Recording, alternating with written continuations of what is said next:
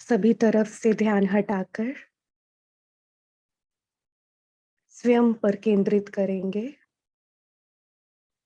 देखेंगे स्वयं को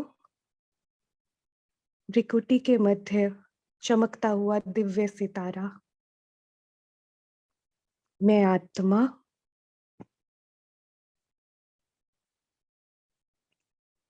शुभ्र सफेद चमकता हुआ सितारा हूँ। देखेंगे स्वयं के सत्य स्वरूप को।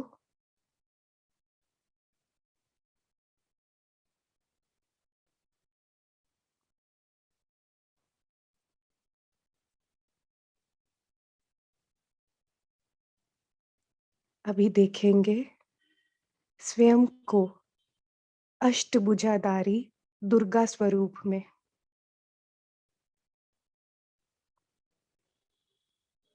देखेंगे स्वयं को अष्टभुजाधारी दुर्गा स्वरूप में।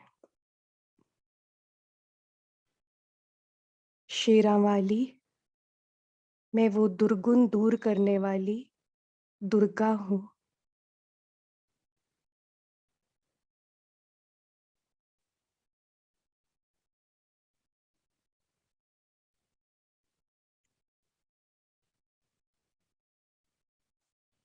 मैं शिव की शक्ति दुर्गा हूँ। अपने सामने देखेंगे बाप दादा अपने रूहानी नैनों से मुझ पर असीम शक्ति बरसाते हुए। मैं शिव की शक्ति हूँ।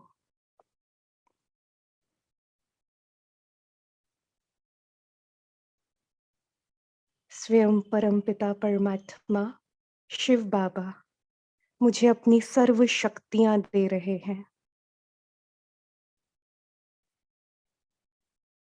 देखेंगे अपने एक हाथ में विस्तार को संकीर्ण करने की शक्ति। स्वयं बाबा ने मुझे ये शक्ति दे दी है। मैं कर्म क्षेत्र रूपी युद्ध के मैदान में लड़ने वाली योद्धा हूँ। इस विस्तार को संकीर्ण करने की शक्ति से स्वयं को एक स्टेप पीछे ले जाकर इस विश्व से डिटैच करके अपने आत्मिक स्थिति में स्थित हो जाती हूँ और सार रूप में, अपने बिंदु रूप में, अपने शक्तिशाली स्वरूप में स्थित हो जाती हूँ।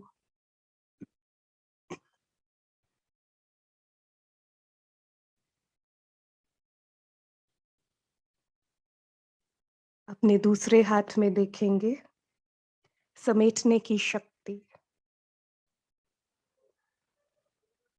स्वयं शिव पिता परमात्मा ने स्वयं मुझे ये शक्ति दे दी है। ने अपने सर्व कर्म बंधनों को, सर्व उलझे हुए संबंधों को समेट पा रही हूँ। उनके ऊपर ड्रामा की बिंदु, कल्याणकारी बिंदु लगाकर उनको खत्म कर रही हूँ, समेट रही हूँ। मेरे मन पर, बुद्धि पर इन उलझे हुए, रुके हुए कामों का, संबंधों का कोई बोझ नहीं। मैं सब कुछ समेट कर शांत, शुद्ध हो गई हूँ। अब अपने तीसरे हाथ में देखेंगे सहन करने की शक्ति। देखेंगे स्वयं शिव बाबा, ब्रह्मा बाबा द्वारा मुझे ये असीम शक्ति प्रदान कर रहे हैं। कैसे भी व्यक्ति, कैसी भी परिस्थिति में मैं बिल्कुल शांत रह सकती हूँ। मुझ में सहन करने की असीम शक्ति है। मेरा मन और मेरा मुख दोनों ही विकट परिस्थिति में शांत रह सकता है। किसी अन्य व्यक्ति या परिस्थिति का मेरे मन पर, मेरे बोल और कर्म पर कोई प्रभाव नहीं। मैं संपूर्ण रीति से इस व्यक्ति और परिस्थिति के प्रभाव से मुक्त हो चुकी हूँ।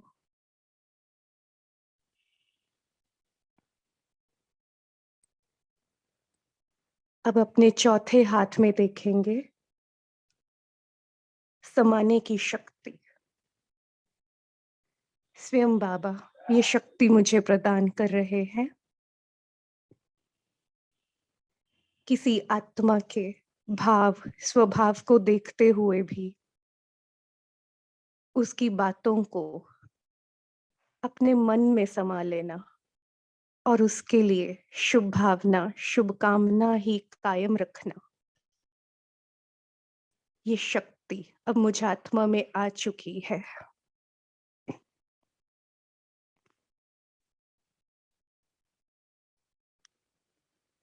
अब अपने पांचवें हाथ में देखेंगे परखने की शक्ति। मेरी बुद्धि इतनी शुद्ध, इतनी पवित्र और शक्तिशाली हो गई है कि मैं सही गलत को सही तरीके से परख रही हूँ। मुझे बिना किसी मुश्किल से दिख रहा है क्या सही है और क्या गलत है, और मुझ में ताकत है उस सही पर चलने की। अब देखेंगे अपने छठे हाथ में निर्णय करने की शक्ति स्वयं शिव बाबा मुझे दे रहे हैं। मुझ आत्मा में इतनी शक्ति है कि मेरे सर्व निर्णय श्रीमत प्रमाण बिल्कुल एक्यूरेट होते हैं, सफलता दिलाने वाले होते हैं, सर्व का कल्याण करने के लिए होते हैं। अब अपने सातवें हाथ में देखेंगे सामना करने की शक्ति। स्वयं शिव बाबा ये शक्ति मुझ आत्मा को प्रदान कर रहे हैं।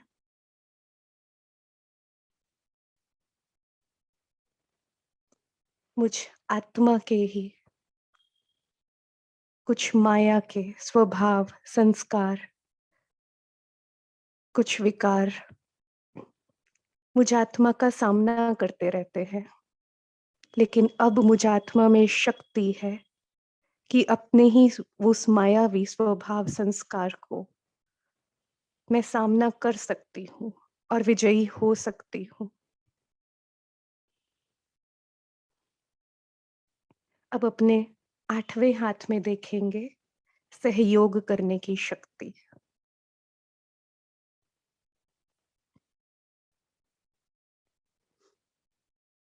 मैं आत्मा, हर आत्मा का सहयोग देने के लिए पूर्णतया प्रेम से, संबंध से, आत्मिक संबंध से सदा ही तत्पर रहती हूँ। सहयोग देना ये मेरी नेचुरल नेचर है, मेरा कर्तव्य है, मुझे सुख प्रदान करता है। मुझे किसी से कुछ नहीं चाहिए। मैं भरपूर आत्मा हूँ और सर्व को सहयोग देने में ही मुझ आत्मा को खुशी मिलती है। देखेंगे स्वयं को अष्टभुजाधारी दुर्गा। मैं शिव शक्ति हूँ और स्वयं शिव बाबा ने मुझे ये शक्तियां प्रदान की हैं। अब इस कर्म क्षेत्र पर मेरी विजय निश्चित है। स्वयं शिव बाबा मेरी छत्र छाया है, मेरी बैकबोन है, और मैं मास्टर सर्वशक्तिवान आत्मा, सर्व शक्तियों से संपन्न और संपूर्ण होकर के सदा ही विजयी हूँ, सफल हूँ। बाप दादा से शक्तिशाली दृष्टि लेते हुए देखेंगे अपने आसपास एक सुरक्षा चक्र और देखेंगे इन शक्तियों से मैं विश्व की हर आत्मा का भी कल्याण करती जा रही हूँ, दुर्गुणों का नाश करती जा रही हूँ।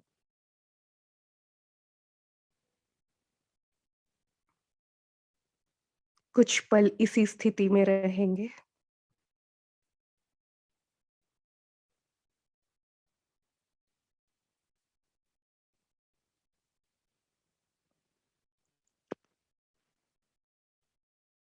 ओम शांति, ओम शांति, ओम शांति।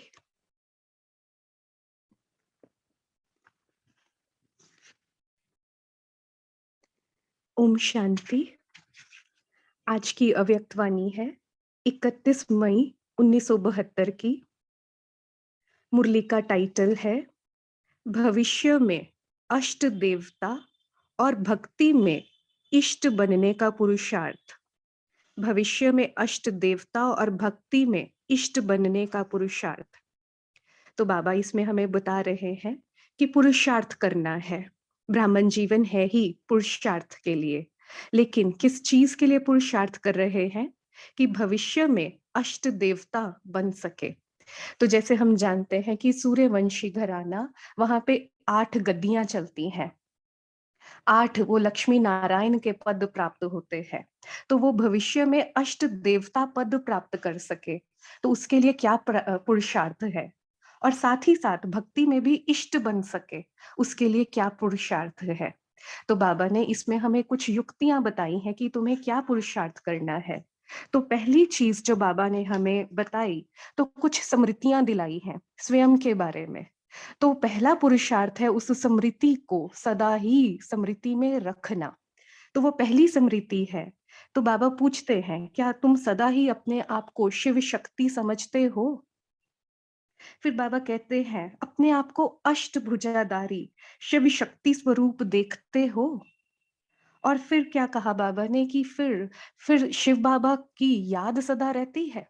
माना पहले बाबा ने हमें हमारी स्मृति दिलवाई और फिर अपनी स्मृति भी दिलवाई कि तुम सदा मुझे भी साथ में रखते हो, याद रखते हो। तो माना यही पुरुषार्थ है हमारा कि स्वयं की स्मृति, स्वयं के उस उच्चतम स्वरूप की स्थिति में स्थित रहना और फिर बाबा की भी याद रखना, क्योंकि उसने ही ये हमें ऊंच स्थिति दिलाई है। तो बाबा कहते हैं सदा ही शिव शक्ति कंबाइंड स्वरूप में रहना है और इसी से बाबा के साथ और हाथ का अनुभव करना है। हाथ है बाबा का श्रीमत रूपी हाथ, और साथ है बुद्धि का, बुद्धि की लगन, कि सदा ही बाबा के साथ हम सर्व संबंधों से जुड़े रहें, ज्ञान का मनन चिंतन करते रहें बुद्धि से, तो जैसे कि हम बाबा के साथ हैं।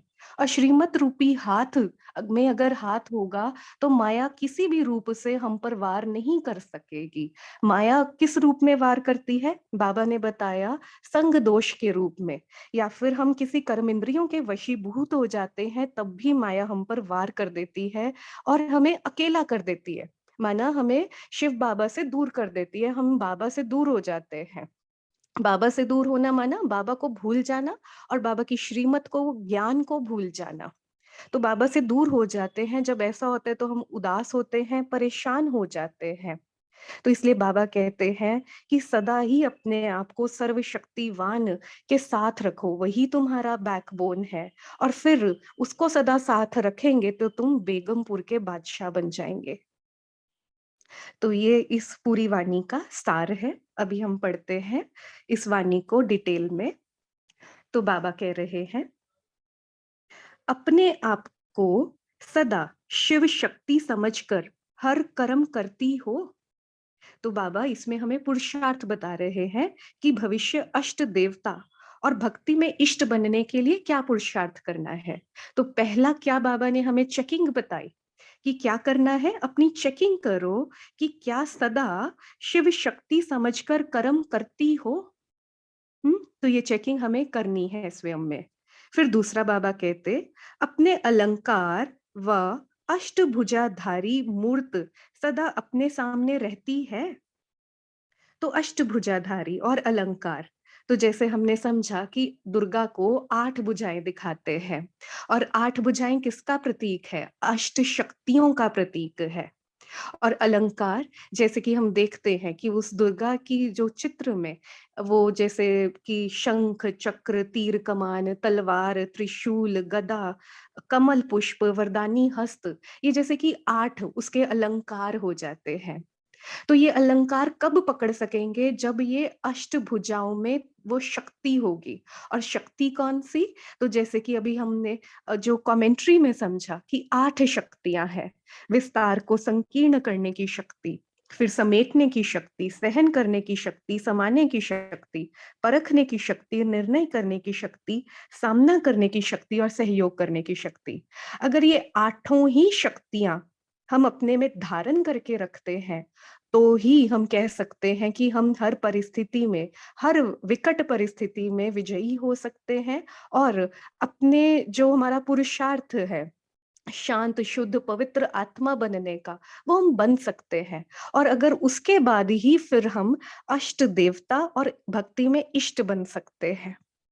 तो इसलिए बाबा हमें याद करा रहे हैं कि अपने अलंकार व अष्टभुजाधारी मूर्त सदा अपने सामने रहती है। अष्टभुजाधारी अर्थात अष्ट शक्तिवान, तो सदा अपने अष्ट शक्ति स्वरूप स्पष्ट रूप में दिखाई देते हैं, है ना? तो देखना है अपना अष्ट शक्ति स्वरूप। तो शक्तियों का गायन है ना, शिवमयी शक्तियां, तो शिव बाबा की स्मृति में सदा रहती हो। हम्म। तो बाबा ने पहले हमें हमारा परिचय दिया, हम कौन? हम शिवमयी शक्तियां हैं, अष्टभुजाधारी शक्तियां हैं। और फिर बाबा पूछ रहे हैं कि तुम शिव बाबा की स्मृति में सदा रहती हो? शिव और शक्ति दोनों का साथ साथ गायन है। जैसे आत्मा और शरीर दोनों का साथ है। जब तक इस सृष्टि पर पार्ट है, तब तक अलग नहीं हो सकते।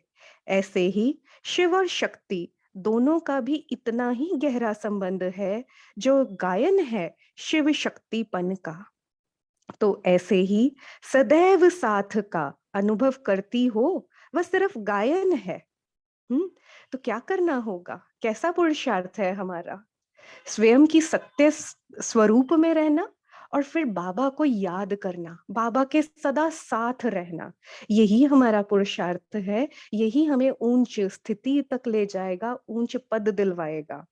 तो क्या करना है? अपने शिव शक्ति स्वरूप में रहना है, अपने शक्ति स्वरूप में, और फिर साथ ही साथ उस शिव बाबा को सदा साथ रखना है ना? तो बाबा हमेशा वर्ड ये यूज करते हैं, सदैव, सदैव साथ का अनुभव करना है। सदा साथ ऐसा हो जो कोई भी कभी इस साथ को तोड़ ना सके, मिटा ना सके। ऐसा अनुभव करते हुए सदा शिवमयी शक्ति स्वरूप में स्थित होकर चलो, तो कभी भी दोनों की लगन में माया विघ्न डाल नहीं सकती। कहावत भी है, दो 10 के बराबर होते हैं। हम्म। दो 10 के बराबर होते हैं। हाँ। तो शिव और शक्ति अगर दोनों मिल जाए, तो वो शायद 10 से भी ऊपर ही कुछ हो जाएगा। हाँ, 100 कहें या पदम कहें, तो कितने गुना बढ़ जाएगा। तो ऐसे जब शिव शक्ति कंबाइंड स्वरूप है, क्या माया का कोई वार हो सकता है? कोई विघ्न आ सकता है? आ ही नहीं सकता। तो बाबा कहते हैं, जब तुम इस स्वरूप में स्थित रहोगे, शिव शक्ति स्वरूप में स्थित रहोगे, तो माया का कोई भी वार तुम पर वार कर ही नहीं सकता है। वो हार ही खाएगा, वार नहीं करेगा लेकिन हार खाएगा। तो बाबा कहते, ऐसे अनुभव करते हुए सदा शिवमयी शक्ति स्वरूप में स्थित होकर चलो, तो कब भी दोनों की लगन में माया विघ्न डाल नहीं सकती। कहावत भी है, दो 10 के बराबर होते हैं। तो जब शिव और शक्ति दोनों का साथ हो गया, तो ऐसी शक्ति के आगे कोई कुछ कर सकता है? इन डभले शक्तियों के आगे और कोई भी शक्ति अपना वार नहीं कर सकती, वह हार खिला नहीं सकती। अगर हार होती है, वह माया का वार होता है, तो क्या उस समय शिव शक्ति स्वरूप में स्थित हो? तो बाबा ने कि ये बहुत सुंदर चेकिंग का पॉइंट हमें दिया कि अगर हमारी हार होती है, माना हम कभी अशांत हो गए, कभी उदास हुए, परेशान हुए, तो उस वक़्त चेक कर लो, क्या उस वक़्त मैं शिव शक्ति स्वरूप में हूँ? क्या बाबा की याद में हूँ? क्या बाबा का ज्ञान मेरी बुद्धि में है? क्या मैं श्रीमत पर चल रही हूँ? तो हम सदैव ही पाएँगे कि अगर हम उदास, परेशान हैं, कोई दुःख की लहर है, तो इसका मतलब उस वक़्त हम बाबा से टूटे हुए हैं। बाबा से दूर हैं, बाबा की याद, बाबा का ज्ञान, श्रीमत हमें कुछ भी याद नहीं। तभी तो माया ने अकेला देखकर हम पर वार किया ना। तो बाबा कह रहे हैं, अगर हार होती है व माया का वार होता है, तो क्या उस समय शिव शक्ति स्वरूप में स्थित हो? अपने अष्ट शक्तियां संपन्न संपूर्ण स्वरूप में स्थित हो? अष्ट शक्तियों में से अगर कोई भी एक शक्ति की कमी है, तो अष्टभुजाधारी शक्तियों का जो गायन है, वह हो सकता है? हुँ, तो 8 शक्तियाँ, हाँ, तो अष्टभुजा उसका ही प्रतीक है ना, जहाँ पर ताकत दिखानी हो, वो हमेशा भुजाओं में दिखाई जाती है ना? वो बाहुबली जैसे कहा जाता है। तो 8 शक्तियाँ जो 8 भुजाएँ दिखाई हैं, वो असल में ये हमारी लौकिक जीवन में ये अष्ट शक्तियाँ धारण करने के लिए हैं, ताकि जो इस दुनिया में चलते-चलते, इस कलयुगी दुनिया में चलते-चलते कोई ना कोई परीक्षा, कोई ना कोई माया का वार, पेपर आना ही आना है। लेकिन ये अष्ट शक्तियाँ सदा ही समृद्धि में होंगी, तो कोई माया का वार कर नहीं सकता। अपने संपन्न और संपूर्ण स्थिति की ओर हम हमेशा ही उड़ती कला में आगे बढ़ते चले जाएंगे। लेकिन जैसे वार होता है और कोई एक शक्ति की भी कमी होगी, तो क्या होगा? वहीं पर हम माया के वार से हार खाएंगे, माना पीछे गिरेंगे, अशांत होंगे, दुखी होंगे, अपवित्रता का दाग लग जाएगा, रजिस्टर खराब हो जाएगा। तो इसलिए बाबा कह रहे हैं कि अगर एक भी शक्ति की कमी होगी, तो अपने आप को अष्टभुजाधारी शक्ति कहला सकोगे? हुँ? तो किसी एक शक्ति की भी कमी हम अपने अंदर नहीं ला सकते। हमें सारी की सारी शक्तियाँ ही चाहिए। तो बाबा कह रहे हैं, सदैव अपने आप को देखो कि हम सदैव अष्ट शक्तिधारियाँ, शिव शक्ति होकर के चल रही हैं।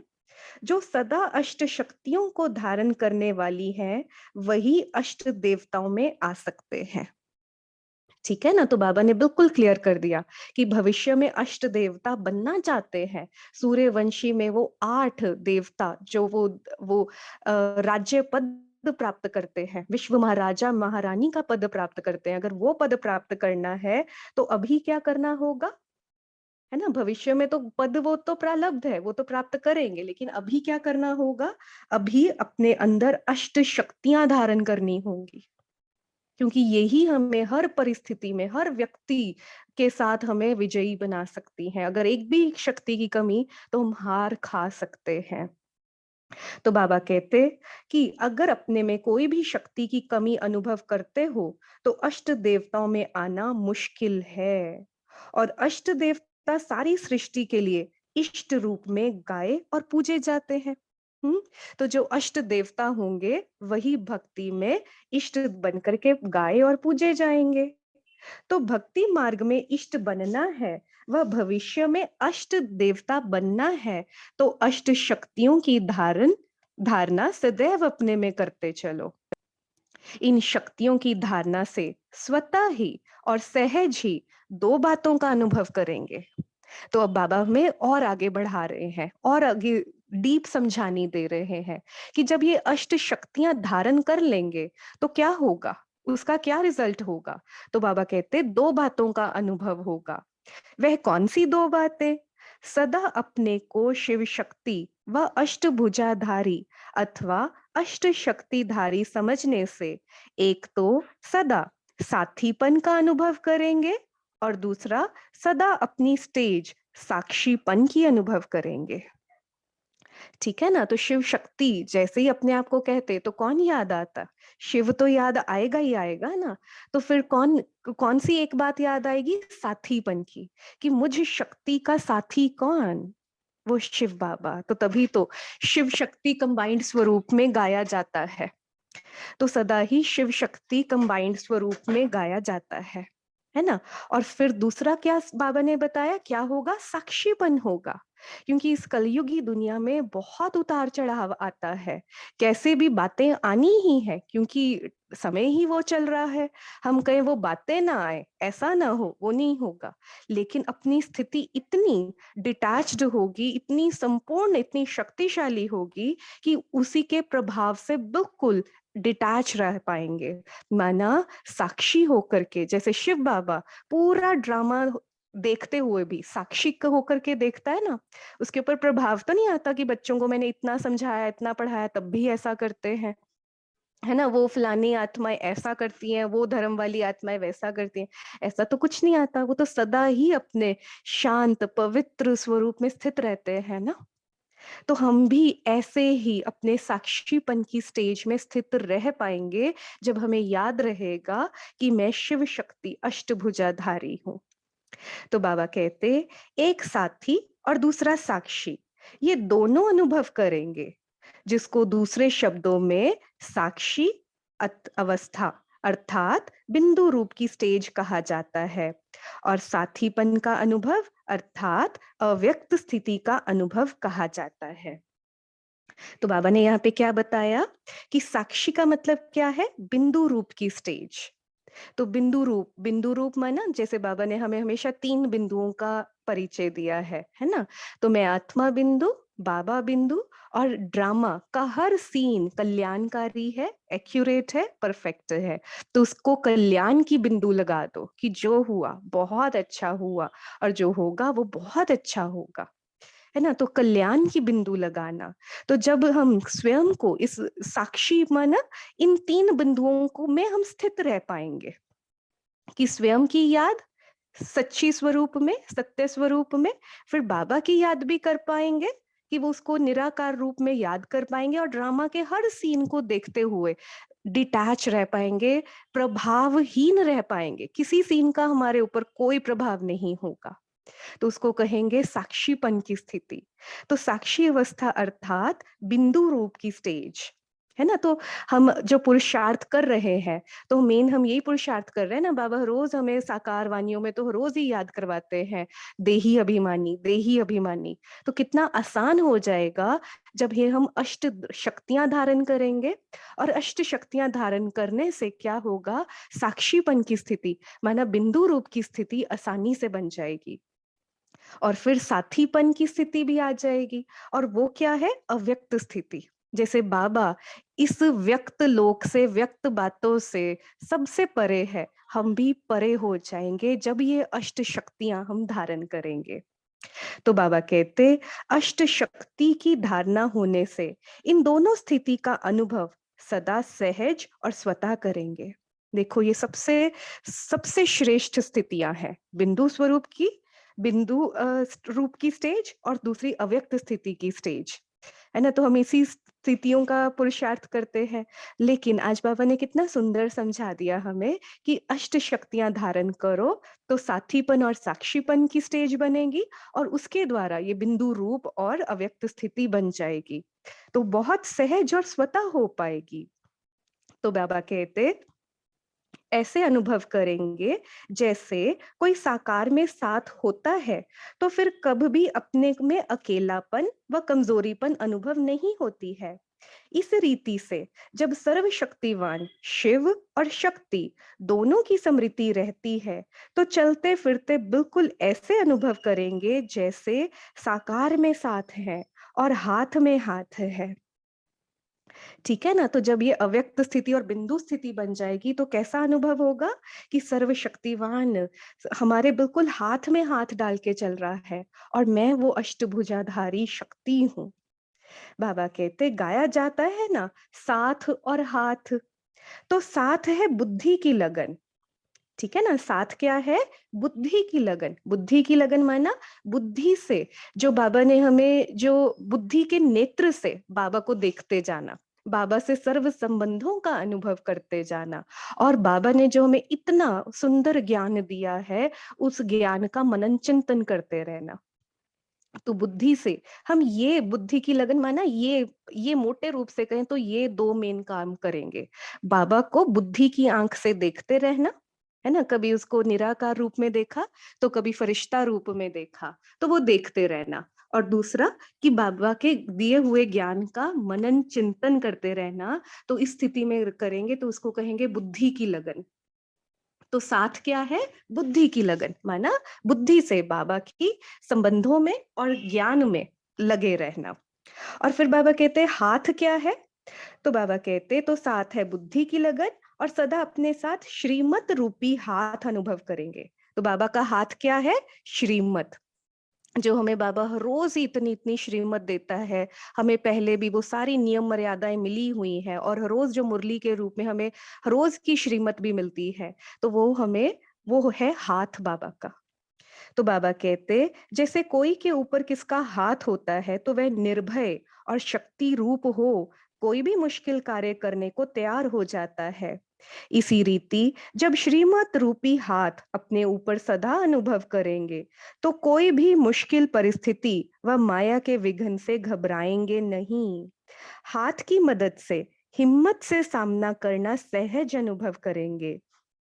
इसके लिए चित्रों में भक्त और भगवान का रूप क्या दिखाते हैं, शक्तियों का चित्र भी देखेंगे। तो वरदान का हाथ भक्तों के ऊपर दिखाते हैं, मस्तक के ऊपर हाथ दिखाते हैं। इसका अर्थ भी यही है कि मस्तक अर्थात बुद्धि में सदैव श्रीमत रूपी हाथ अगर है, तो हाथ और साथ होने कारण सदा विजयी है। ठीक है ना? तो साथ क्या है? बुद्धि की लगन, और हाथ है श्रीमत। तो अगर हम बाबा की श्रीमत पर चलते रहेंगे, माना हमने बाबा का हाथ पकड़ लिया, तो विजय निश्चित है। बाबा कहते ऐसा सदैव साथ और हाथ का अनुभव करते हो। तो ये चेकिंग हमने करनी है स्वयं में, कि क्या मैं वो हाथ को कोई परसेंटेज में तो नहीं पकड़ा, पूरा हाथ पकड़ने के बजाय एक दो उंगलियां तो नहीं पकड़ ली हैं, कि थोड़ी थोड़ी श्रीमत मान ली और थोड़ी थोड़ी रहने दी, अपने अपनी कन्वीनियंस के हिसाब से। हाँ, अपनी सुविधा के हिसाब से। तो पूरा हाथ पकड़ना है कि एक आधी एक दो तीन उंगलियां पकड़नी है? बाबा ने तो पूरा हाथ पकड़ाया है, और पूरा हाथ पकड़ेंगे तो ही संपूर्ण विजय, है ना? संपूर्ण विजय माना वो अष्ट देवता बनना, भक्ति में वो इष्ट देवता बनना। तो बाबा कह रहे हैं ऐसा सदैव साथ और हाथ का अनुभव करते हो। कितनी भी कमजोर आत्मा हो, लेकिन साथ अगर सर्वशक्तिवान है, तो कमजोर आत्मा में भी स्वतः ही भले भर जाता है। कितना भी भयानक स्थान है, लेकिन साथी शूरवीर है, तो कैसा भी कमजोर शूरवीर हो जाएगा। फिर कब माया से घबराएंगे नहीं।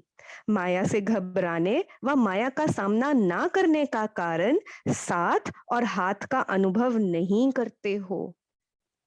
है ना? चलते चलते हम भी कभी परेशान या उदास होते हैं, तो कारण क्या? बाबा का साथ और हाथ छोड़ा हुआ है। तो करना क्या है? हाँ, तो अपनी चेकिंग करनी है कि स्वयं की स्मृति, पहले तो वो शक्तियां, वो अपने आप को शिव शक्ति स्वरूप में देखना है। ये अष्ट शक्तियों को अपने अंदर मनन चिंतन करके बिल्कुल घोट घोट के डाल लेना है। और समय आने पर जब यूज करना पड़े, तो वो शक्ति, एक्यूरेट शक्ति निकाल के यूज करना है, और उस परीक्षा में पास हो जाना है। माया के वार को हार खिला देनी है ना? तो वो शक्ति स्वरूप जब याद रहेगा, तो वो देने वाला तो स्वयं ही याद रहेगा ही रहेगा। तो इस प्रकार बाबा के हाथ और साथ को, बाबा की जितनी नियम मर्यादाएं, जितनी श्रीमत हमें मिली हुई है, उसको एक्यूरेट पालन करना, माना पूरा हाथ पकड़ना। बुद्धि से बाबा से सर्व संबंध निभाना, तो वो भी क्या है? बुद्धि से साथ है ना हम। तो इस प्रकार हाथ और साथ बाबा का पकड़े रखेंगे, तो बाबा कहते हैं तो माया से घबराएंगे नहीं। बाप साथ दे रहे हैं, लेकिन लेने वाला ना लेवे तो क्या करेंगे? है ना? अपने से पूछना है कौन साथ दे रहा है? कौन साथ दे रहा है? सर्वशक्तिवान ऑलमाइटी अथॉरिटी, वो भगवान साथ दे रहा है। और भगवान क्या कह रहा है कि मैं तो साथ दे रहा हूं, लेकिन लेने वाला ना लेवे तो क्या करेंगे? जैसे बाप बच्चे को हाथ पकड़कर उनको सही रास्ते पर लाना चाहते हैं, लेकिन बच्चा बार बार हाथ छुड़ाकर अपनी मत पर चले तो क्या होगा? मूंझ जाएगा। इस रीति एक तो बुद्धि के संग और साथ को भूल जाते हो, और श्रीमत रूपी हाथ को छोड़ देते हो, तब मूंझते हो व उलझन में आते हो। और श्रीमत रूपी हाथ को छोड़ देते हो, तब मूंझते हो व उलझन में आते हो, अथवा कमजोर बन जाते हो। माया भी बड़ी चतुर है। कभी भी वार करने के लिए पहले साथ और हाथ छुड़ाकर अकेला बनाती है ना? सर्वशक्तिवान साथ है तो माया तो कुछ कर नहीं सकती। माया है ही क्या? अपने ही वो 63 जन्मों के भाव स्वभाव संस्कार ही है ना? वो जो रावण के स्वभाव संस्कार है ना, वही है माया, और कुछ नहीं है। तो वही हमारे बार बार हमें तंग करती है। तो लेकिन अगर सर्वशक्तिवान साथ है, श्रीमत का हाथ है, हाँ, तो ये माया अपने ही स्वभाव संस्कार हमें तंग नहीं कर सकते, हमें हार नहीं खिला सकते। हार खाना माना अपनी अपनी ऊंच स्थिति से नीचे गिर जाना। तो बाबा क्या कह रहे हैं कि वो चतुर है, पहले अकेला बनाती है ना? पहले हमें क्या आएगा मन में, ऐसा कैसे कर दिया उसने, उसको ऐसा नहीं करना चाहिए था, मेरे साथ ही ऐसा क्यों होता है, जब देखो मुझे ही ऐसे करना पड़ता है। तो ये क्या हो गया, अपनी स्थिति से नीचे गिर गए ना, अकेले हो गए ना, बाबा भी भूल गए, श्रीमत भी भूल गए, तो अकेले ही पड़ गए। अब जब अकेला देखेगी तो क्या करेगी, अपना वार करेगी। तो बाबा कहते जब अकेले कमजोर पड़ जाते हो तब माया वार करती है। वैसे भी अगर कोई दुश्मन किसी के ऊपर वार करता है तो पहले उनको संग और साथ से छुड़ाते हैं, कोई ना कोई युक्ति से उसको अकेला बनाकर फिर वार करते हैं। तो माया भी पहले साथ और हाथ छुड़ाकर फिर वार करेगी। अगर साथ और हाथ छोड़ा ही नहीं तो फिर सर्वशक्तिवान साथ होते माया क्या कर सकती है ना? तो सर्वशक्तिवान साथ सर्व संबंधों से साथ है, उसका श्रीमत का हाथ है। तो कोई भी दुनिया की कोई परिस्थिति, कोई व्यक्ति हमारा कुछ नहीं कर सकता। लेकिन अगर आज हो रहा है, इसका मतलब है हमने बाबा का साथ और हाथ ठीक से पकड़ा नहीं हुआ है। बाबा कहते माया जीत हो जाएंगे कब, जब बाबा का हाथ और साथ पकड़ेंगे। तो साथ और हाथ को कब छोड़ो नहीं, ऐसे सदा मास्टर सर्वशक्तिवान बन करके चलो। भक्ति में भी पुकारते हैं ना, एक बार हाथ पकड़ लो। तो बाप हाथ पकड़ते हैं, हाथ में हाथ देकर चलाना चाहते हैं, फिर भी हाथ छोड़ देते हैं। तो भटकना नहीं होगा तो क्या होगा? हम्म? एक लौकिक छोटा बच्चा भी अपने पिता का हाथ छोड़ के इधर उधर हो जाए तो भटकेगा ना, रोएगा ना, चिल्लाएगा, दुखी होगा। तो हम किसका हाथ छोड़ देते हैं? स्वयं परमात्मा का। तो भटकेंगे ना, उदास परेशान रोएंगे ना। हाँ, तो क्या करना है, बाबा का हाथ पकड़ के रखना है। तो बाबा कहते तो अब अपने आप को भटकाने के निमित्त भी स्वयं ही बनते हो। जैसे कोई भी योद्धा युद्ध के मैदान पर जाने से पहले ही अपने शस्त्रों को, अपनी सामग्री को साथ में रख करके फिर मैदान में जाते हैं, ऐसे ही इस कर्म क्षेत्र रूपी मैदान पर कोई भी कर्म करने अथवा योद्धे बन युद्ध करने के लिए आते हो तो कर्म करने से पहले अपने शस्त्र अर्थात ये अष्ट शक्तियों की सामग्री साथ रखकर फिर कर्म करते हो। ठीक है ना? तो बाबा ने बहुत सुंदर हमें एक युक्ति दे दी है, एक विधि दे दी है कि इस कर्म क्षेत्र रूपी मैदान, तो हम कौन, हम योद्धे हैं, हमारा विकारों से युद्ध है। लेकिन अगर हमने अपने हाथों में अस्त्र शस्त्र नहीं पकड़े होंगे तो क्या होगा, माया या रावण कोई अपना कोई वार करेगा, हाथ में हमारे सामग्री नहीं, अस्त्र शस्त्र ही नहीं, तो फिर तो हमें माना उनका तीर लग जाएगा ना, रावण का तीर लग जाएगा। तो हम कर्म क्षेत्र रूपी मैदान में है, युद्ध के मैदान में है, तो अपने हाथों में वो शक्तियां धारण करनी ही है। कभी कोई शक्ति तो कभी कोई शक्ति की हमें जरूरत पड़ने ही वाली है। ऐसा हो नहीं सकता पूरे दिन में एक भी शक्ति काम ना आए। जितनी शक्तियों को यूज करते जाएंगे, तो बाबा ने तो ये भी बताया है कि जितना यूज करेंगे तो खजाना अपना बढ़ता चला जाएगा और हम बिल्कुल सेफ रहेंगे। ठीक है। तो लेकिन सबसे पहली बात है कि हमें अष्ट शक्तियां गहराई से समझ हो, उसको अच्छे से समझा हो और फिर उसको यूज भी करना आता हो। तो बाबा कह रहे हैं, तो अपने शस्त्र अर्थात या अष्ट शक्तियों की सामग्री साथ रखकर फिर कर्म करते हो। वह जिस समय दुश्मन आता है उस समय सामग्री याद आती है, तो फिर क्या होगा? हार हो जाएगी।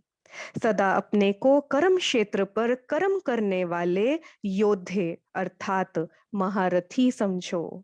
जो युद्ध के मैदान पर सामना करने वाले होते हैं, वे कभी भी शस्त्रों को नहीं छोड़ते हैं, सोने के समय भी अपने शस्त्रों को नहीं छोड़ते हैं। ऐसे ही सोते समय भी अपनी अष्ट शक्तियों को विस्मृति में नहीं लाना है, अर्थात अपने शस्त्रों को साथ में रखना है।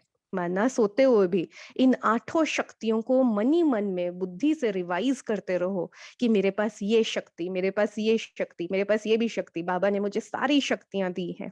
लेकिन एक एक शक्ति को विस्तार से गहराई से मनन चिंतन करके अगर अपने बुद्धि में रखा होगा, तभी ये अस्त्र तीखा होगा और काम में आएगा। लेकिन अगर याद ही नहीं है, पहले तो आठ शक्तियां ही नहीं पता कौन सी हैं, तो उसको यूज कैसे कर सकते? और अगर सिर्फ नाम ही पता है, उसका विस्तार नहीं पता है, तब भी उनको सही तरीके से यूज नहीं कर पाएंगे। तो इसलिए इन अष्ट शक्तियों पर मनन चिंतन जरूर करना है और गहराई से करना है। तो बाबा कहते, से नहीं, जब कोई माया का वार होता है उस समय बैठ सोचो कि क्या युक्ति अपनाऊं। सोच करते करते ही समय बीत जाएगा, इसलिए सदैव एवर रेडी रहना चाहिए। ठीक है ना? बाबा क्या कह रहे हैं? अपने अस्त्र शस्त्र, ये आठ शक्तियों के सदैव तैयार रखो, एवर रेडी रहना चाहिए। सदा अलर्ट एवर रेडी अगर नहीं है, तो कहीं ना कहीं माया धोखा खिलाती है, और धोखे का रिजल्ट क्या होता? अपने आप को देखकर ही दुख की लहर उत्पन्न हो जाती है। अपनी कमी ही कमी को लाती है। बहुत सुंदर ये महावाक्य है। अपनी कमी ही कमी को लाती है। अगर अपनी कमी नहीं है, तो कब भी कोई भी कमी नहीं आ सकती। तो कोई भी कमी आ नहीं सकती, लेकिन क्यों आ रही है? क्योंकि खुद में कमी है। लेकिन सबसे अच्छी बात, वो सर्वशक्तिवान हमारे साथ है सब कमियां भरने के लिए, लेकिन ओम वही उसका साथ और हाथ पकड़ के रखना है। ओम शांति। शुक्रिया ओम दीदी, टाइम हो जी गया, होमवर्क के रूप में लेंगे। जी जी जी। थैंक यू दीदी, बहुत अच्छे से मुरली रीड की और आपने योग करवाया शक्ति बहुत अच्छे से। शुक्रिया जी आपका बहुत बहुत। शुक्रिया। अभी हम 1 मिनट सभी साइलेंट रहेंगे बाबा की याद में।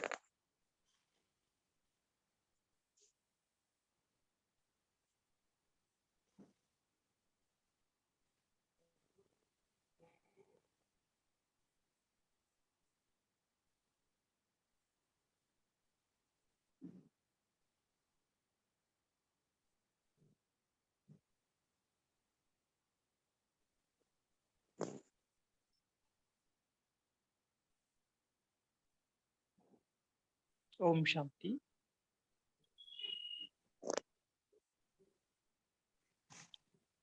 थैंक यू सभी का। अभी हम चिंतन स्टार्ट कर सकते हैं।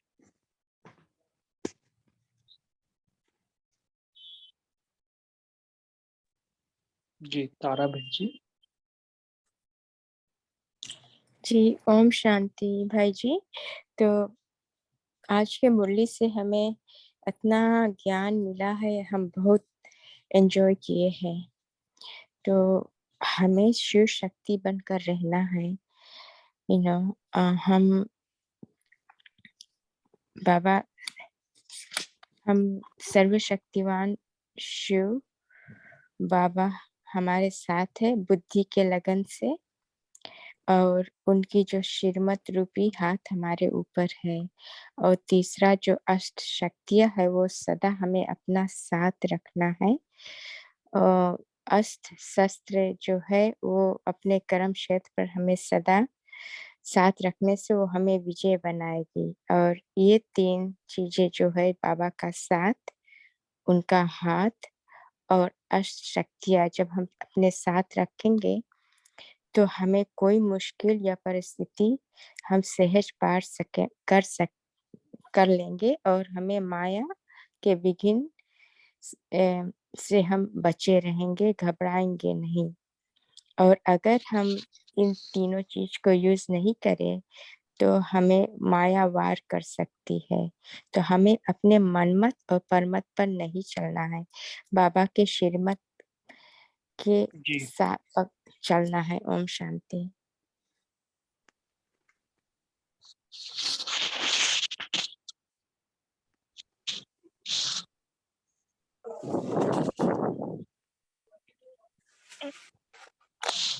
जी बोलिए राजेंद्र भाई जी। हाँ, ओम शांति। बाबा ने बताया जो योद्धे होते हैं वो युद्ध के मैदान में अपनी सामग्री के साथ उतरते हैं। वैसे तुम बच्चों को भी अष्ट शक्तियों को सदा साथ में रखकर माया का सामना करना है। बाबा ने यहाँ तक बताया कि रात को सोते समय भी अष्ट शक्तियों को साथ में रखकर सोना है, क्योंकि माया जब भी आती है पहले अकेला करती है फिर वार करती है। तो बाबा कहते हैं कभी भी बाप से आपको अकेला नहीं होना है। बाप की याद ही सर्वशक्तिवान बनने का साधन है। ओम शांति। जी दीप्ति दीदी जी। जी ओम शांति। बाबा ने बहुत अच्छा आज बोला कि अपनी कमी ही कमी को लाती है। तो हमारी कमी क्या है, जब हम अपने अंदर पूरी शक्तियां धारण नहीं करते, बाबा का हाथ छोड़ देते हैं, तो फिर कमियां हमारे अंदर आ जाती है, माया हम पे वार कर लेती है। तो बाबा का हाथ पकड़े रहें और इन शक्तियों को गहराई से चिंतन करके उनको समय पर यूज करें, तो कमी हमारे पे वार नहीं कर सकती। ओम शांति। और ये सबका अनुभव भी है ना शायद, क्योंकि जब हम ऐसे योग भक्ति करते हैं उस दिन ऐसा लगता है कि बहुत कुछ हमारा पुरुषार्थ में बहुत अच्छा आता है। और देखना चाहिए तो हमारे अंदर कमी तो है, अगर ये सत्य स्वीकार किया जाए, लेकिन हम उसके ऊपर कितना काम करते हैं और उसका शक्तियों का कितना यूज करते हैं, इसको भी बहुत बहुत महत्व है। इसके लिए आज की मुरली में थोड़े कितने घर है। और अभी राधिका दीदी जी ने कहा ना, एक एक बात को हमें समझना भी है कि कैसे कैसे उसका अप्लाई करना। थोड़ा थोड़ा क्या करना है, शक्तियों के ऊपर काम करना। जैसे रात को सोते हो क्या है, कब माया आती है, क्योंकि क्या ऐसा ट्रिगर पॉइंट है जो मुझे माया आने का चांस लगता है। होता है ना सारा दिन भर में ऐसा कुछ वक्त है कि जिस वक्त माया बहुत आती है, तो उस वक्त कौन सी शक्तियों को यूज करना और कैसे विजय प्राप्त करना, आउटपुट क्या आना चाहिए कि हमें विजय प्राप्त। ठीक है जी शीला बहन जी।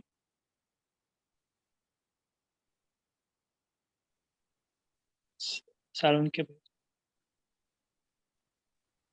सदा बाबा ने कहा सदा शिवमय शक्ति स्वरूप में सिद्ध होकर चलो। ऐसे चलने से दोनों की कभी दोनों की लगन में माया विघ्न नहीं डाल सकती। ये दोनों शक्ति शिव और शक्ति 10 के बराबर होते हैं। ओम शांति। जी। ओम शांति। जी बाबा बोले कितनी भी कमजोर आत्मा हो लेकिन साथ अगर सर्वशक्तिमान है तो कमजोर आत्मा में भी स्वतः ही बल भर जाता है। कितना भी भयानक स्थान है लेकिन साथी शूरवीर है तो कैसा भी कमजोर शूरवीर हो जाएगा। ओम शांति। कल की भी अव्यक्त मुरली में बाबा ने कहा ना, ऑलमाइटी अथॉरिटी को सदा सन्मुख रखो।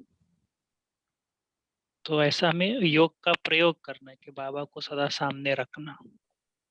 जी जी जी साळुंके के भाई।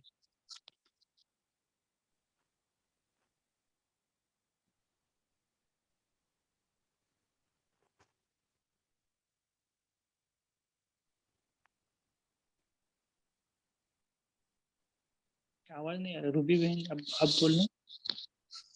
ओम शांति। बाबा ने आज बोला है कि चेकिंग करने के लिए अपने अष्ट शक्तियां संपन्न संपूर्ण स्वरूप में स्थित हो, बाबा बोल रहे हैं। तो अगर हम मतलब एक भी शक्ति अगर कमी है तो बाबा ने बोला है कि भविष्य में अष्ट देवता और भक्ति में इष्ट बनना, है ना, ये नहीं हो सकता। तो इसलिए संपूर्ण रूप से हमको अष्ट शक्तियों की चेकिंग करनी है कि आठों शक्तियां हैं, और अगर हम संपन्न संपूर्ण है तो इससे सदा साथीपन का अनुभव होगा, और इससे अव्यक्त स्थिति बनेगी हमारी, और सदा साक्षीपन की स्टेज पर रहेंगे हम। इससे बिंदु स्वरूप की स्थिति होगी हमारी। ओम शांति। आ रही है आवाज? अभी आवाज आ रही है भाई? हाँ हाँ हाँ, सबसे बड़ी शक्ति अष्ट शक्ति में वो है परखने की शक्ति, क्योंकि परखेंगे अच्छी तरह से तो निर्णय अच्छे होते हैं हमारे। और ये अष्ट शक्तियां आती है योग के सब्जेक्ट से। हाँ, तो बाबा ने आज दो बातें कही है। अष्ट शक्तियां से अष्ट भुजाधारी तो बनेंगे ही, लेकिन इष्ट देवी भी बनेंगी। जो द्वापर युग से इष्ट की पूजा होती है ना, आज भक्त लोग जो करते हैं। अब यहाँ पे इष्ट का मतलब ये भी है कि जैसे कुछ स्वाध्याय परिवार वाले होते हैं, हाँ, इस्कॉन वाले होते हैं, वो सिर्फ श्री कृष्ण की पूजा करेंगे, गायन चिंतन करेंगे श्री कृष्ण, मतलब एक ही देवताओं की पूजा करने वाले जो है उन्हें इष्ट कहते हैं। तो अष्ट देवता अष्ट भुजाधारी जो है वो इष्ट भी बनेंगे द्वापर में। ये भी बहुत बड़ी बात है, बाबा ने कहा है। और सबसे बड़ी, जैसे मैंने कहा ना, परखने की शक्ति। और देखो उसकी निशानी ये भी है अष्ट शक्तियों की, कि वो जो जिसने संगम युग में अष्ट शक्तियां धारण की है, उनकी प्लानिंग बुद्धि रहेगी हमेशा। जो भी करेंगे वो बिना मेहनत कम और प्राप्ति ज्यादा। और वो सदा निश्चिंत रहेंगे, सबसे बड़ी बात, प्रसन्न रहेंगे, निश्चिंत रहेंगे, क्योंकि योग का बल भी रहता है, अष्ट शक्तियों का बल भी रहता है। और न सिर्फ मैनेजमेंट, लेकिन डिजास्टर मैनेजमेंट भी होता है उनके पास, मतलब विघ्न विनाशक शक्ति। मतलब अगर कुछ व्यक्ति या कुछ परिस्थिति की वजह से कुछ अगर नुकसान भी होता है तो उसे कैसे ठीक करना है, वो उसकी प्लानिंग पहले से रहती है उनमें। तो मैनेजमेंट प्लस डिजास्टर मैनेजमेंट, विघ्न विनाशक भी वो बन जाते हैं। ये अष्ट शक्ति की और इष्ट देवता बनने की विधि। और राधिका दीदी ने बहुत ही अच्छा एक्सप्रेशन किया आज। उनके वाणी से भी बहुत सारी शक्तियां मिल रही थी, जैसे वाइब्स आ रहे थे। बहुत बढ़िया उन्होंने वर्णन किया आज अष्ट शक्तियों। ओम शांति।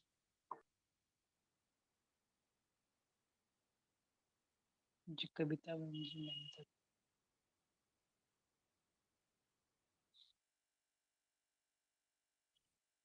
तो देखो आज के बाबा की मुरली से हमें क्या होमवर्क लेना है, और राधिका बहन जी आप थोड़ा बताएंगे? जी। इसमें आज हम ये होमवर्क लेंगे कि सभी के सभी हम पहले अष्ट शक्तियों को बहुत डिटेल में स्टडी करें कि हर एक शक्ति है क्या। उसका गहराई से पहले स्टडी करके, अध्ययन करके फिर मनन चिंतन करना है, और फिर उसके बाद पूरे दिन में ये अष्टभुजाधारी शिव शक्ति बन कर के रहना है। ठीक है ना? तो वो उसको विजुअलाइज़ बुद्धि के नेत्र से तो करना ही है कि मैं अष्टभुजाधारी वो शिव शक्ति हूँ, और उस वो शिव बाबा की छत्र छाया में हूँ। वो मेरी बैकबोन है, वो सदा ही साथ है। तो ये तो जैसे कि हम उसको करेंगे विजुअलाइज़ के रूप में, लेकिन साथ ही साथ प्रैक्टिकली और हमें क्या करना है कि इन शक्तियों को यूज़ करना है। माना कोई भी सिचुएशन आई, उस वक़्त देखना है कि मैं कौन-सी शक्ति यूज़ कर रही हूँ। तो उसको जैसे कि उसका एक चार्ट बनाना है कि ये वाली परिस्थिति मेरे पास आई थी और मैंने इसमें ये वाली शक्ति यूज़ की और मैं विजयी रही। तो उस शक्तियों को नोट करते जाओ। और दूसरा फिर क्या है कि हो सकता है कि कभी कोई परिस्थिति आए और शायद माया का वार हो जाए। माना थोड़ा-सा अंदर से इरिटेशन आ गया, या थोड़ा-सा उदासी आ गई, या कभी किसी के ऊपर थोड़ा-सा ऐसे किसी का अच्छा नहीं लगा भाव-स्वभाव। तो रात को एक बार या उसी वक़्त परिस्थिति गुज़र जाने के बाद जब थोड़ा-सा मन शांत हो, तो चेकिंग करना बड़े डिटैच साक्षी होकर के कि इस परिस्थिति में अगर मैं ये शक्ति यूज़ करती तो मैं विजयी हो जाती। तो उसका मनन चिंतन करना कि हाँ, अगर ये परिस्थिति आई, अगर इस वक़्त मैं ये शक्ति यूज़ कर लेती, तो शायद ये बात उतनी ना बढ़ती या मेरा रजिस्टर खराब ना होता। तो इस प्रकार जब हम चेकिंग करते जाएँगे, पहले से मनन चिंतन करके रखेंगे, पहले तो हर सिचुएशन में यूज़ करनी ही करनी है शक्ति। दूसरा, अगर हार हो गई किसी भी परिस्थिति में छोटी-सी भी, तो उसका चिंतन करना कि कौन-सी शक्ति अगर यूज़ करती तो विजयी हो जाती। तो इस प्रकार जब हम ये इस प्रकार चेकिंग करते जाएँगे, तो हमारा जो शक्तियों का खाता है वो बहुत अच्छा बढ़ता चला जाएगा। और हम हर परिस्थिति में प्रैक्टिकली शक्तियों को यूज़ कर रहे होंगे और जो बाबा ने कहा फिर अष्ट देवता, इष्ट देवता बनना आसान हो जाएगा। ओम शांति। जी। तो इसके ऊपर हम सैटरडे के दिन परसों अगर हो सके आप बेंच आपके पास टाइम है, इसके ऊपर एक थोड़ा वर्कशॉप करेंगे कैसे हम शक्तियों का यूज़ करें, क्योंकि बहुत इम्पोर्टेंट टॉपिक है ये। तो हमें उसका यूज़ भी करना आना चाहिए कि कहाँ समाने की शक्ति, कहाँ सहन शक्ति, और जब ऐसे कहा ना कि कौन से समय पर किस शक्ति की आवश्यकता है। तो ऐसा-ऐसा हम सैटरडे के दिन कल थोड़ा-सा मनन करना कि आपको और क्या लगता है, कल और परसों और सैटरडे शाम को हम थोड़ा इसके ऊपर वर्कशॉप करते हैं। ठीक है, राधिका बहन जी आपको अगर पॉसिबल है तो आप थोड़ा-सा जी भाई आता जी, जी। ठीक है ना? हाँ जी। चलो, तो हम अभी इसके ऊपर योग करते हैं, 3 मिनट आप योग। हाँ जी, नीता बहन जी आपको कुछ बोलना है? शेरू भाई आप अपना नंबर मेरे को चैट बॉक्स में शेयर कर सकते हैं तो मैं आपको कुछ भेज दूं। ठीक है। भाई थैंक जी यू। कल हाँ जी। भाई जी मैं पूछना चाह रही थी कल आपने क्या करने के लिए कहा है मुझे? कल नहीं, सैटरडे के दिन बफर डे होता है ना जनरली, ओके जी, मुरली। तो ठीक इस है। बफर डे के दिन हम थोड़ा-सा जो आज की मुरली है ना, बहुत जी, थोड़ा-सा गहरी थी ना, जी, कैसा उसके शक्तियों का यूज़ करना है। आपने जो ठीक है बोला जी, ना कि कौन से समय पर क्या-क्या यूज़ करना, तो जी, थोड़ा-सा इंटरेक्शन में होगा। अब अभी जी, उस टाइम पे हम थोड़ा-सा और भी बातें बताएँगे कि जी, समझ लो किसी को कुछ प्रॉब्लम आ रहा है कि ये शक्ति का यूज़ कर रहे हैं, फिर भी हमें विजय बिल्कुल नहीं मिल ठीक है। रहा है। जी, जी, बाकी सब भी पार्टिसिपेंट हैं, थोड़ा बोलना भी कि मैंने इस शक्ति का यूज़ किया, फिर भी विजय नहीं हो रहा है। तो हम ठीक है जी। थोड़ा-सा डिस्कस करेंगे तो और भी आपके प्रॉब्लम है ना, जो कुछ शक्तियों का कैसा यूज़ करना है प्रैक्टिकल में, जी, जी, जी, जी, तो इसके ठीक है ऊपर हम जी, ठीक है, ओके। आप जी। 3 मिनट लास्ट का एक योग करना,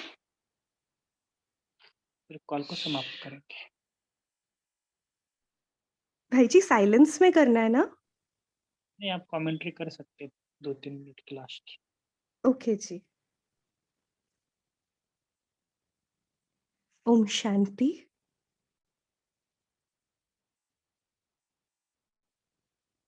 देखेंगे स्वयं को भ्रिकुटी के मध्य चमकता दिव्य सितारा और अपने अष्टभुजाधारी दिव्य स्वरूप को देखेंगे।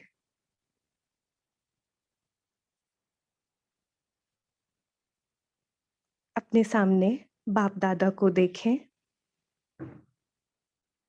और बाबा के नैनों से शक्तियां अपने ऊपर बरसती हुई देखें। स्वयं शिव बाबा, ब्रह्मा बाबा मुझ आत्मा पर अपनी सारी दिव्य शक्तियां बरसाते जा रहे हैं। मैं आत्मा मास्टर सर्वशक्तिवान शिव शक्ति बनती जा रही हूँ। सच्ची सच्ची शिव शक्ति। देखेंगे स्वयं को अपने कर्म क्षेत्र पर, अपने घर पर, अपने ऑफिस में मैं सदा ही अष्टभुजाधारी इसी स्थिति में स्थित हूँ और बाप दादा का हाथ और साथ सदा ही मेरे साथ है।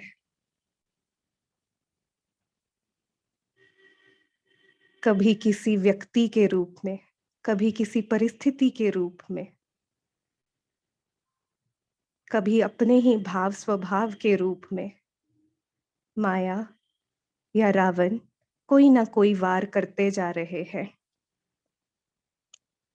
लेकिन मैं अष्टभुजाधारी संपन्न और संपूर्ण शिव शक्ति इन सभी वारों का मुंह तोड़ जवाब दे रही हूँ। कभी स्वयं को विस्तार को संकीर्ण करने की शक्ति यूज करके अपने आत्मिक स्वरूप में स्थित हो जाती हूँ। कभी सहन करने की शक्ति से दूसरे को माफ कर देती हूँ। कभी समाने की शक्ति से दूसरे के संस्कारों को, कमियों को, कमजोरियों को मां बन करके समा लेती हूँ। कभी परख करके दूसरी आत्माओं को और स्वयं को सही रास्ते पर चलाती रहती हूँ। सही निर्णय से स्वयं का और विश्व की हर आत्मा का कल्याण करती जा रही हूँ। सबको सहयोग दे रही हूँ। कोई कैसा भी हो, कुछ भी कर रहा हो, मैं आत्मा सर्व आत्माओं की सहयोगी आत्मा हूँ।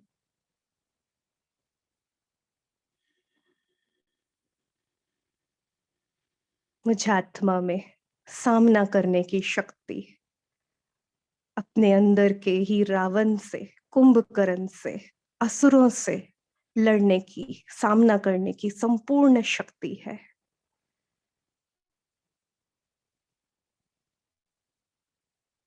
सब कुछ अब मैं समेट रही हूँ। कोई देह, देह के संबंध, वस्तुओं का कोई विस्तार नहीं। इस कलयुगी दुनिया में मुझ आत्मा को नहीं रहना है।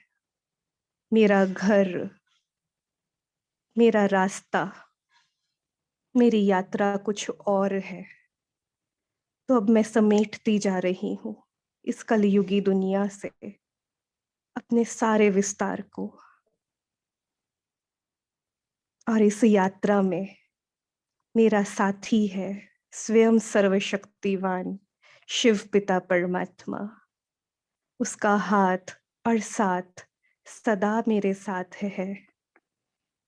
और मैं आत्मा उड़ती कला में उड़ती जा रही हूँ।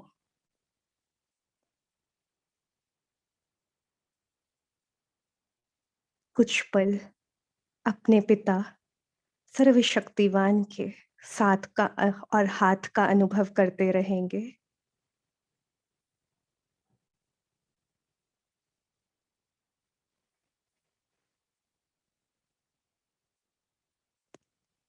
ओम शांति, ओम शांति, ओम शांति।